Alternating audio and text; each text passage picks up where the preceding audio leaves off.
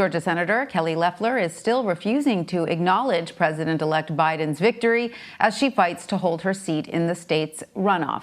The Republican incumbent squared off in a debate last night against her Democratic challenger, the Reverend Dr. Raphael Warnock. The state's other Republican, Senator David Perdue, refused to debate his opponent, Jon Ossoff.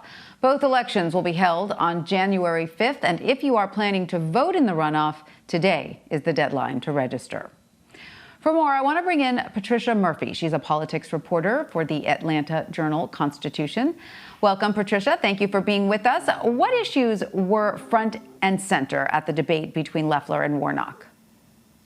There were a number of issues that were front and center. They're the types of issues, accusations, and charges that we've been hearing between these two candidates for some time now. Raphael Warnock was accusing Senator Loeffler of being a billionaire, out of touch, self-dealing, looking to profit for herself during the coronavirus. And in return, Senator Loeffler charged Raphael Warnock with being a Marxist, socialist, and somebody who Democrats want to make the beginning of a radical change in the country if he's able to get to the Senate. So it really was a lot of accusations going back and forth, a little bit less on the issues, but that really is par for the course for the campaign that we've seen so far.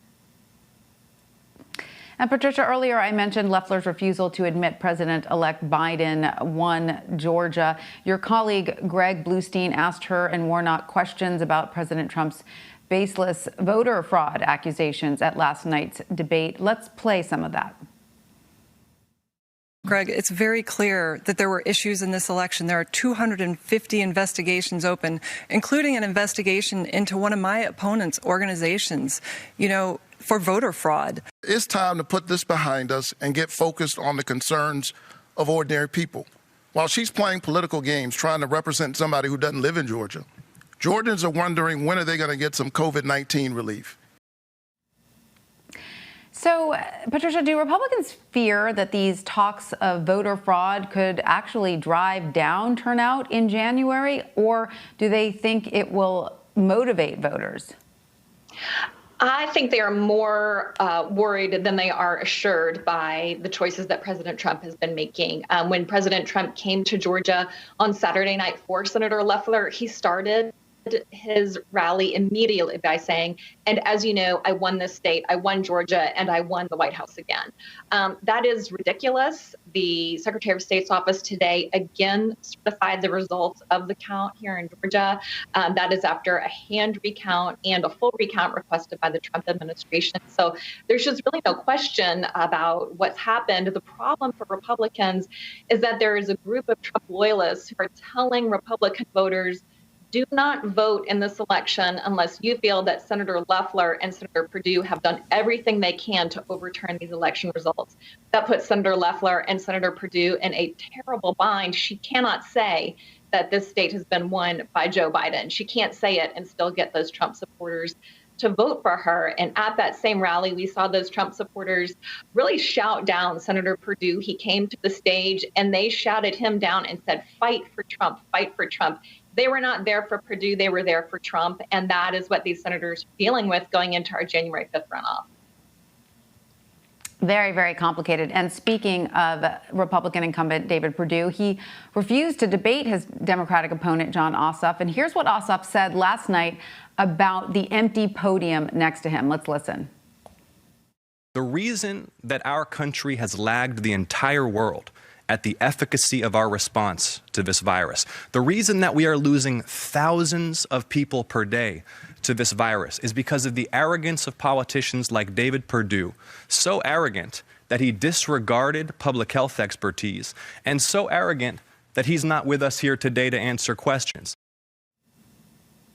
Patricia, why won't Senator Perdue debate Ossoff? And what happened the last time those two faced off? Well, these two have had two debates so far. That was in the general election portion of the campaign.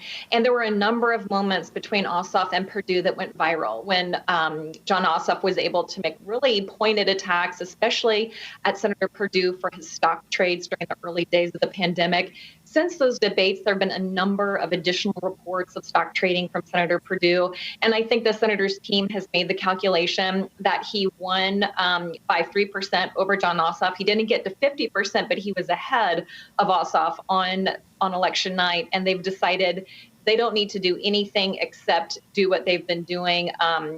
Anything further than this, any more confrontations with Ossoff, I think would have been a risk for the senator. And they've decided that was a risk that just wasn't worth taking. I'm not surprised that they've done it, but it's certainly what gave Ossoff not only 30 minutes to himself alone with a podium, but it also has given him another talking point to say, what is David Perdue hiding? And that's working very well for him.